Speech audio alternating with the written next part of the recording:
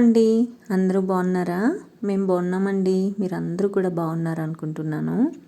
నిన్నటి వీడియోలో చెప్పాను కదా, మనీ ప్లాంట్సే నేను ఇంట్లో ఎందుకు ఎక్కువ పెడతాను అనేది. ఆబ్వియస్గా ఆక్సిజన్ కోసము. నిన్న కొత్త సీసాలో వేసి కూడా ఒక మనీ ప్లాంట్ పెట్టాను కదా ఫ్రిడ్జ్ మీద. అదైతే చాలా బాగా నచ్చింది చాలామందికి. చాలా చాలా థ్యాంక్స్ అండి. ఈ కలర్ బాగుంది అని చెప్పినందుకు శ్రీ, నీకు చాలా చాలా థ్యాంక్స్. ఇది నేను ఆఫీస్ నుంచి తీసుకొని వచ్చాను అనమాట. ఆ బాటిల్ చాలా మంచిగా ఉంది. ఇప్పుడు ఇంకొక 2-3 పెడదాం దాని మీద అని డిసైడ్ అయ్యాను నేను. కాకపోతే ఆ బాటిల్స్ ఏవైతే నా దగ్గర ఉన్నాయో దానికి కొంచెం డెకర్ చేసి పెడదాము అని చెప్పి ఆగాను అనమాట. ఇవి నేను రెగ్యులర్గా కడుగుతూ ఉంటాను కాబట్టి ఏది చేసినా కొంచెం జాగ్రత్తగా చేయాలి, అందుకే ఆలోచిస్తున్నాను. ఇంకా కిచెన్ చూసారు కదా, గిన్నెలు సర్దలేదు. నిన్న పెట్టిన టీ గిన్నె కూడా అక్కడే పెట్టేశాను. అలా ఉందన్నమాట. ఈరోజు ఆల్మోస్ట్ 6 o'clockకి 4కి మేలుకు వచ్చింది, కానీ లేవలేదు.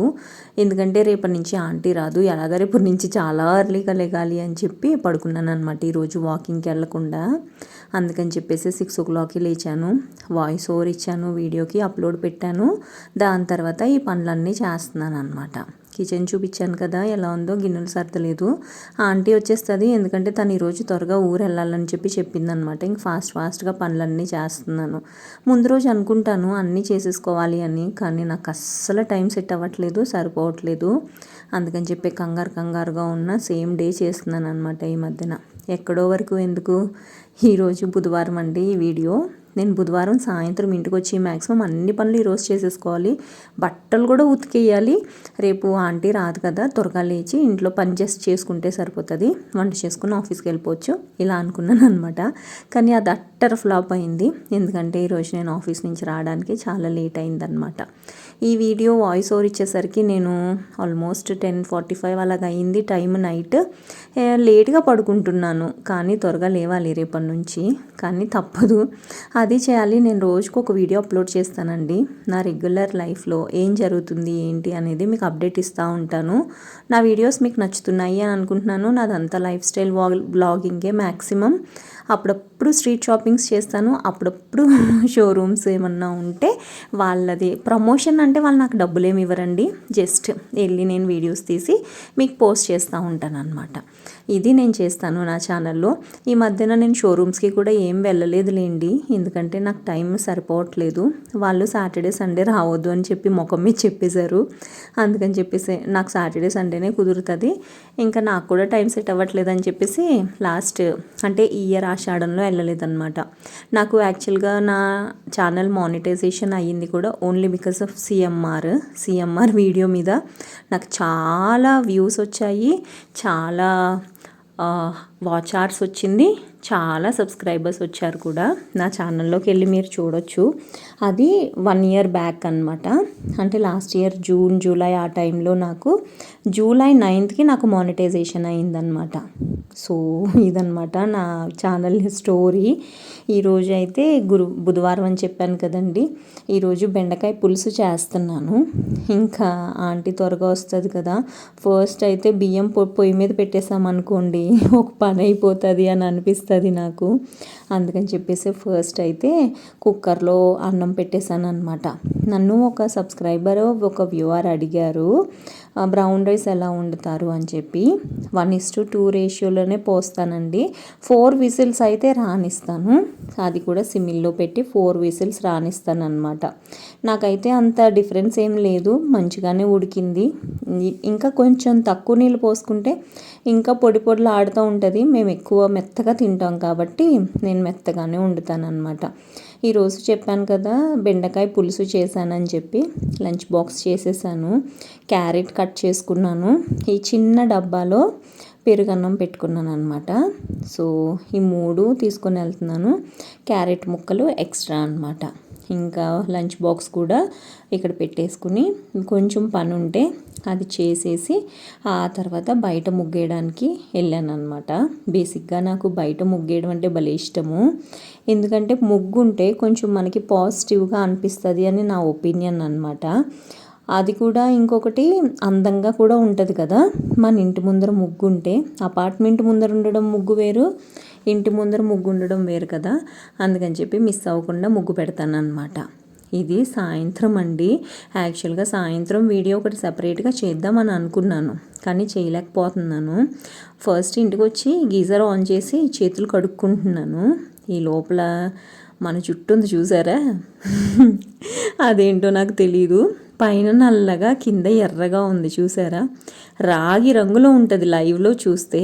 ఆ రాగి రంగు ఎందుకు వచ్చిందో నాకు కూడా తెలీదు. రాగి రంగులో ఉంటుంది, నాకు అస్సలు నచ్చదనమాట. పైన సాఫ్ట్గా కింద కర్ల్స్ ఉన్నాయి చూసారా, అది ఇంక అస్సలు నచ్చదు. కానీ తప్పదు, ఈ వింటర్ సీజన్లో నేను ఎక్కువ సీరం రాస్తున్నాను కాబట్టి కొంచెం స్మూత్గా అనిపిస్తుంది. అంతేగాని నార్మల్ ఎండాకాలం అలాగైతే మామూలు మన హెయిర్ ఎలా ఉందో అలాగే అయిపోతుందని నాకు అనిపిస్తుంది అనమాట. కానీ నా జుట్టు అంటే నాకు అస్సలు ఇష్టం ఉండదు. నా చిన్నప్పుడు కొంచెం పెద్దగానే ఉండేది. నాకు జడేసుకుంటాం కూడా ఇప్పుడు కూడా రాదండి. ఏదో ఒకటే హెయిర్ స్టైల్ వేసుకుంటాను, జస్ట్ ఒక క్లిప్ పెట్టుకుంటాను అంతే అనమాట. చీరలు కట్టుకున్నా అదే అదే హెయిర్ స్టైల్ మెయింటైన్ చేస్తా. డ్రెస్లు వేసుకున్నా అదే, టాప్ వేసుకున్నా అదే, ఏదైనా అదే హెయిర్ స్టైల్ మెయింటైన్ చేస్తాను నేను. నా జుట్టు అలాంటిది, నేను ఏం చేయలేను. బౌన్సీగా ఉంటుందా అంటే అలాగ కూడా ఉండదు. జడేసుకుంటే సన్న తోకలాగా ఉంటుంది అనమాట. ఇంకా నాకే చిరాకు వచ్చి జస్ట్ ఒక క్లిప్ పెట్టుకుంటాను. అప్పుడన్నా కొంచెం గుబురుగా కనిపిస్తుంది కదా అని లైట్ తీసుకుంటా. నేను 2 సార్లు గుండు చేయించుకున్నానండి. గుండు చేయించుకుంటే జుట్టు బాగా పెరుగుతుంది అని అంటారు కదా, అదైతే నాకు నమ్మకం లేదు. ఎందుకంటే నేను 2 సార్లు చేయించుకున్నది ఇదే. రెండోసారి కొంచెం ఎక్కువసేపు ఉంచుకున్నాను జడ, అంటే జుట్టు ఇదే అనమాట. అంతకు ముందర కొంచెం తక్కువ గ్యాప్లోనే సెకండ్ టైం చేయించుకున్నాను అనమాట. ఇంకా జుట్టు ఇలా కట్టి పెట్టేస్తాను అనమాట పైకి. మనకి డిస్టర్బ్ లేకుండా ఉంటుంది, ప్రశాంతంగా ఉంటుంది. ఆఫీస్ నుంచి వచ్చిన తర్వాత ఇలా జుట్టు కట్టుకుని ఇంకా పైకి పెట్టేసుకుంటా. ఇప్పుడు మన జుట్టు చాలా రాలిపోతూ ఉంటుంది కదా, నాకు అసలు ఇది ఒక్క ఇంట్లో కనిపించిన చిరాకు అనమాట. అందుకే ఎక్కడ ఇంటికలు కనిపించినా ఫస్ట్ అవన్నీ తీసుకెళ్ళి చెత్తబుట్టలో వేసేస్తాను నేను. ఎస్పెషల్లీ ఇలా దూకున్నప్పుడు. ఇంట్లో దూకుంటాము, బయట అయితే అస్సలు దువ్వను నేను. ఎందుకో నాకు ఇష్టం కూడా ఉండదు. మోరోవర్ నాకు ఎంటుకలతో జాగ్రత్తగా ఉండాలి అనే ఫీలింగ్ అనమాట. ఇది చూసారా, చావు బతుకుల మధ్యన కొట్టి మిట్టాడుతుంది. ఇదేంటో అనుకోకండి, చెదపురుగు. యాక్చువల్గా ఒక్కటే ప్లేస్లో చెదపురుగులు పడుతున్నాయి అన్నమాట. ఒక్కొక్కసారి చచ్చిపోయి పడతాయి, ఒక్కొక్కసారి మామూలుగా పడతాయి. అందుకని చెప్పేసి ఈరోజు పర్టికులర్గా చెదమందు కొడదామని డిసైడ్ అయిపోయి చెదమందు ఆఫీస్ నుంచి వచ్చిన తర్వాత చెదమందు కొడుతున్నాను అనమాట. ఎందుకు వాటిని మనం వదిలేయాలి? ఒకటి వదిలేసామనుకోండి, అసలే ఈ బీరువాల్లో బట్టలు ఉంటాయి, బట్టలన్నీ తినేస్తాయి. నాకు అదొక టెన్షన్. ఈ బీరువాల్లో బట్టలు వారానికి 2 సార్లు తీసి చూస్తాను అనమాట బయటికి.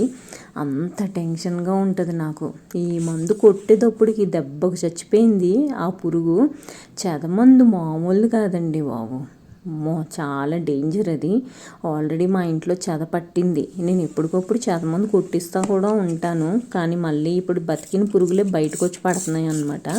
అందుకని చెప్పేసి లాస్ట్ టైం కొట్టించినప్పుడు ఆ అబ్బాయి చెదమందు కొంచెం ఇచ్చాడనమాట. అందులో వాటర్ కలిపి ఇలా కొడుతూ ఉంటాను నాకు ఎక్కడన్నా డౌట్గా ఉన్నా ఏమైనా అయినా.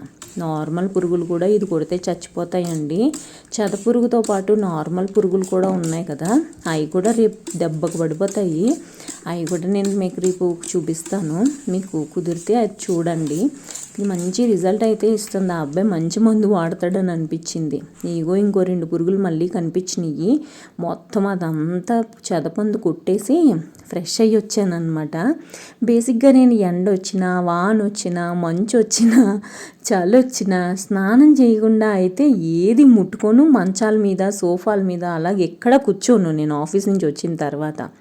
ఇది ఇంకా పర్టికులర్గా నాకు ఎక్కడ అయిందంటే కరోనా తర్వాత భయం వేసేస్తుంది నాకు అసలు. నేనేంటో అలా అలవాటు చేసేసుకున్నాను. సో ఆఫీస్ నుంచి వచ్చి ఫస్ట్ గీజర్ ఆన్ చేసి తర్వాత జుట్టు పైకి కట్టుకుని ఆ తర్వాత చెదమందు కొట్టి స్నానం చేయడానికి వెళ్ళాను అనమాట. వెళ్ళొచ్చిన తర్వాత మన ముఖం అసలు అద్భుతం కదా. నేను ఊరికి గిల్లుతూ ఉంటాను. ఇప్పుడు కూడా నాకు మొటిమలు వస్తాయి తెలుసా.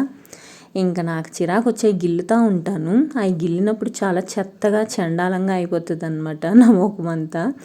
నాకున్న ఏకైక ఆయుధం, నాకు బాగా పడిన ఆయుధం ఏంటి ఏదైనా ఉంది అని అంటే అది గార్నియర్ ఫేస్ సిరమ్ అనమాట.